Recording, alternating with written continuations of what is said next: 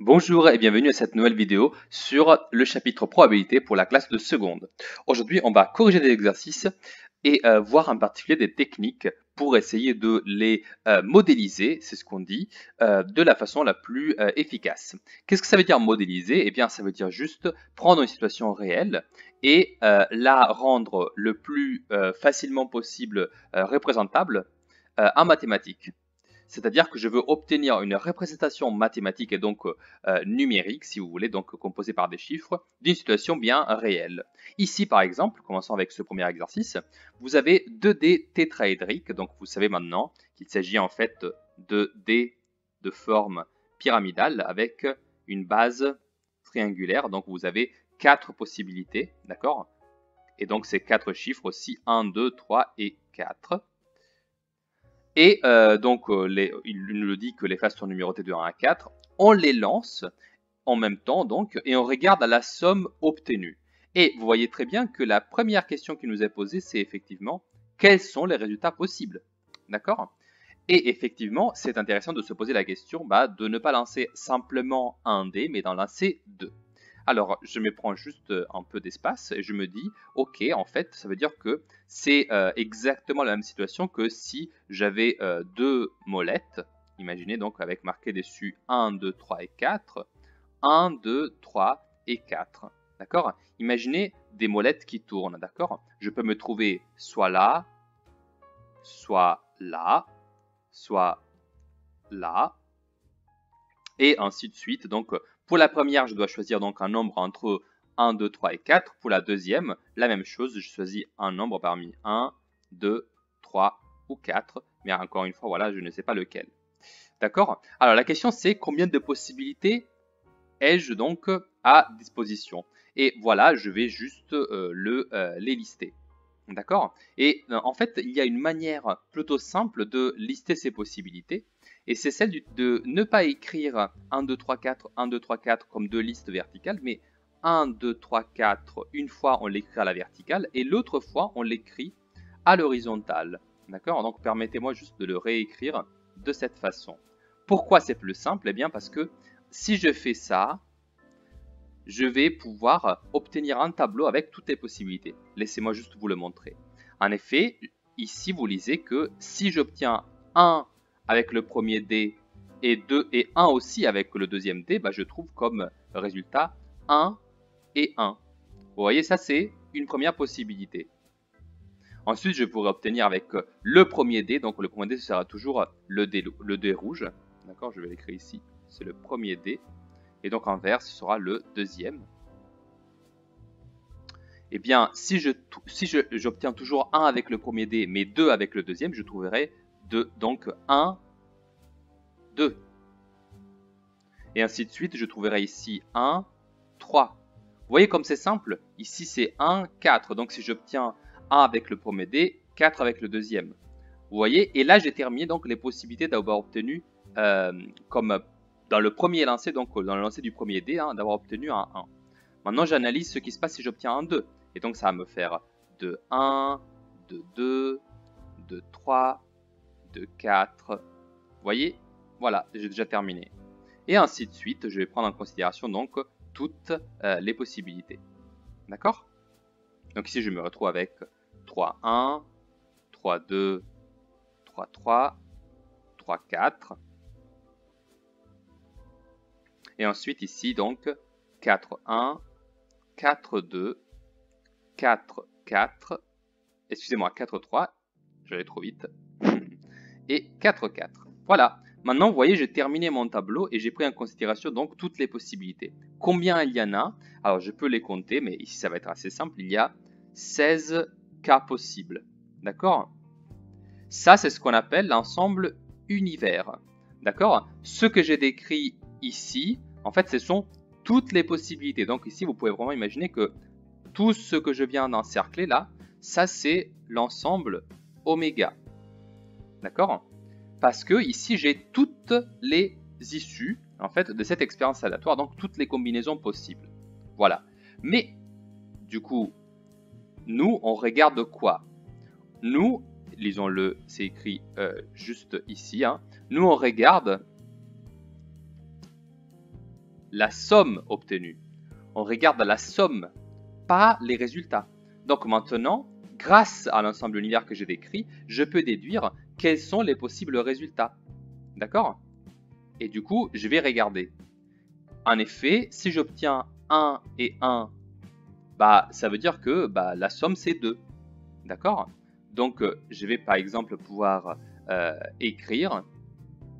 Je vous l'ai fait du coup d'une autre couleur pour vous le faire distinguer. Je vais le faire en vert clair. Du coup, ici, la somme, c'est 2. D'accord? Et ainsi de suite, je procède pour toutes les possibilités. Là, c'est 3, 4, 5. Ça, c'est 3, 4, 5 et 6. Là, j'ai 4, 5, 6 et 7. Et là encore, j'ai 5, 6, 7 et 8. D'accord? Donc, qu'est-ce qu'on peut regarder maintenant? On peut remarquer que les possibilités donc, de résultats que je peux obtenir sont 2, 3, 4, 5, 6, 7 et 8. Ok? Et vous pouvez vraiment le visualiser facilement si vous lisez les résultats suivants. C'est un peu trop grand. Donc, c'est 3, 2, 3, 4, 5, 6, 7 et 8. D'accord?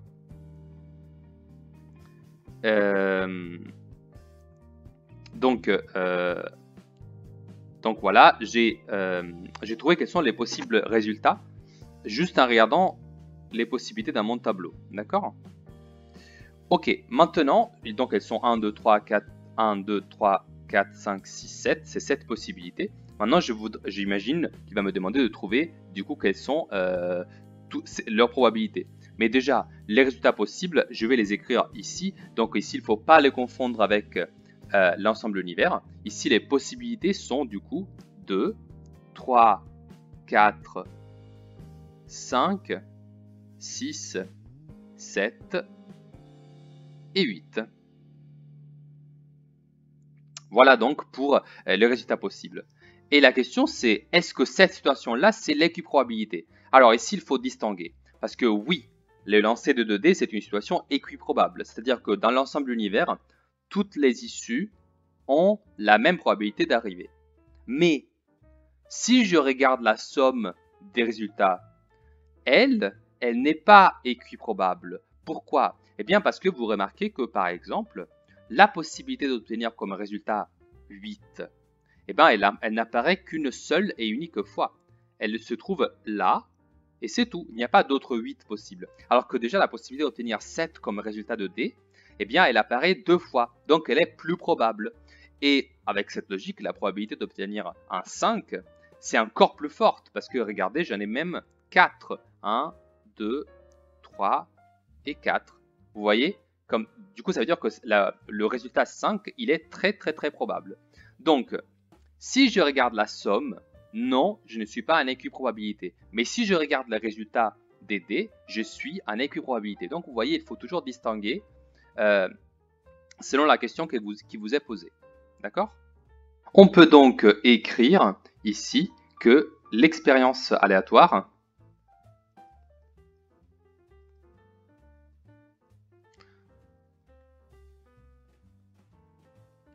la somme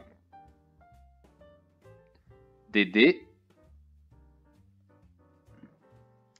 n'est pas équiprobable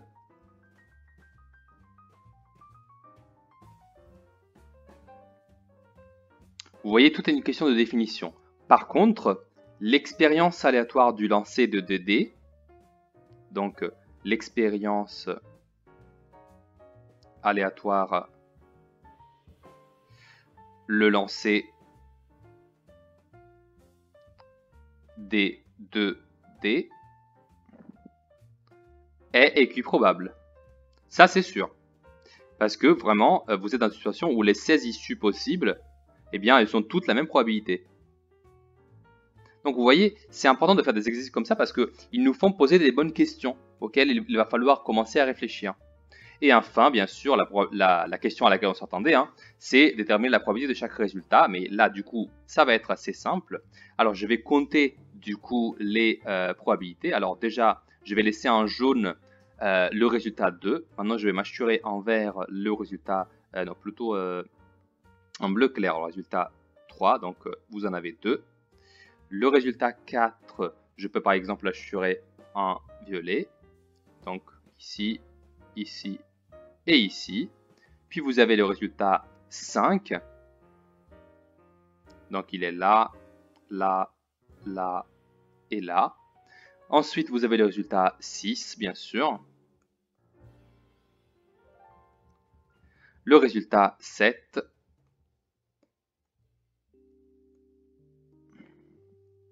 Et enfin, le 8 qu'il est tout seul, tout au bout, à la fin. Le voici. Voilà, maintenant, du coup, il est simple de faire les probabilités parce que, du coup, je vais les écrire ici. Je vais faire celle qu'on appelle une distribution des probabilités avec, du coup, le résultat de la somme et sa probabilité. D'accord? Donc, les résultats de la somme possibles sont 2, 3, 4, 5, 6, 7 et 8. Et moi, je vais donc préparer un petit tableau comme ça, avec, pour chacun de ces 7 cas, du coup, quelle est, du coup, la probabilité. Alors, pour le résultat 2, vous avez une seulement issue sur 16. Pour le résultat 3, vous en avez 2 sur 16. Ça va faire, du coup, éventuellement aussi un huitième, ça va être la même chose. Le résultat 4, vous l'obtenez 3 fois sur 16. Le résultat 5, vous l'obtenez 4 fois sur 16, c'est le plus probable. En fait, c'est 0,25, donc ça fait 25%. Le résultat 6, c'est encore 3 16e. 7, 2 16e. Et enfin, 8, c'est 1 16e, comme le résultat 2. D'accord? Et donc, ici, vous avez toutes les probabilités dans un tableau qu'on appelle la distribution des probabilités.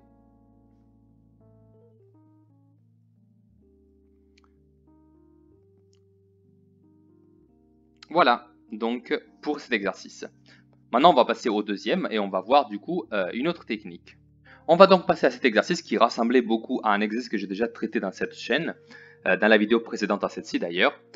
C'est donc la situation où vous avez un prénom, cette fois-ci composé de 4 lettres, donc, dont on réarrange les lettres. Donc on n'a pas l'ordre des lettres et on écrit les 4 lettres au hasard. Et donc c'est T, H, E et O. D'accord? Et donc on se pose la question, combien de possibilités d'écriture nous avons? D'accord? Alors, on va donc d'abord effectuer cette modélisation donc de l'écriture des 4 lettres au hasard et se demander combien de possibilités d'écriture nous avons si on les réarrange du coup de cette façon complètement au hasard. Donc vous avez la lettre T, la lettre H, la lettre O et la lettre E. Voilà, et donc on a 4 places. Et on réarrange à chaque fois ces 4 lettres de façon différente. Alors, la technique que je vous conseille, c'est vraiment d'essayer de faire tous les cas en commençant à chaque fois par une lettre différente. Donc, je vais d'abord analyser ce qui se passe si je fixe la lettre T et que je réarrange toutes les autres dans toutes les possibilités possibles. D'accord ? Alors, si je laisse la lettre T en première, j'ai comme possibilité T, H, E, O. Ensuite, toujours avec la lettre T, du coup, je peux aussi mettre E, H, O. Avec la lettre T, j'ai également H, O, E. Et encore, avec la lettre T, j'ai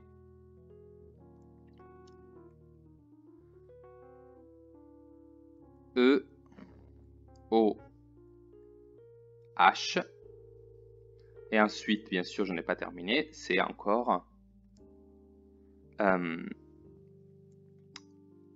O, E, H. Et j'aurai enfin O, H, E. Voilà donc. Et qu'est-ce qu'on peut remarquer ici? Eh bien, on remarque que combien de possibilités je peux compter, j'en ai. Alors, j'ai pas fini déjà. Hein, je vais devoir refaire la même chose avec les autres lettres également. D'accord? Les autres, bien sûr, là, je vais fixer la première lettre, la lettre T. Ensuite, je vais devoir fixer la lettre H, la lettre E et la lettre O. Mais qu'est-ce que je peux remarquer déjà? Eh bien, c'est que une fois fixée la première lettre, en fait, c'est comme si je l'oubliais, vous voyez? Et donc, je me retrouve avec le jeu des 3 lettres. Or, dans l'exercice que nous avons traité dans la vidéo précédente, j'avais comme mot, vous vous rappelez, c'était le prénom Tom, T-O-M. Et vous aviez trouvé, on avait trouvé ensemble qu'il y avait 6 possibilités. Alors ici, comme j'ai fixé la lettre T, j'aurai ici 6 possibilités également. Parce qu'avec les 3 lettres H, E, O, bah, c'est le même nombre qu'avec Tom, et donc c'est aussi 6 possibilités. D'accord?